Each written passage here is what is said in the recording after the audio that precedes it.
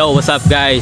This is Tensor at ngayon for today's video may papakita ko sa inyo kasi kanina dito sa punong to, sa puno sa likod ko, may nakita akong kakaibang nilalang. Ewan ko kung ano yun. Kala ko kanina, akala ko tutubi lang siya.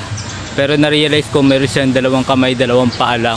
So baka yun yung tinatawag na mythical creatures na fairy.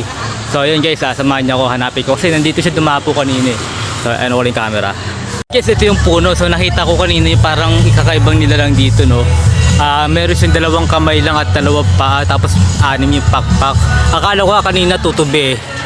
So ngayon titignan natin dito guys, hanapin natin yung yung fairy na nakikita ko kanina. Weekend! Oh, tol, may nakita ko kanina dito, tol. Kala ko tutubi siya, dragonfly. Wait lang muna. Ano pang ginagawa mo dyan? Kanina ka pa ikot ng ikot Yun dyan. nga, parang ako tanga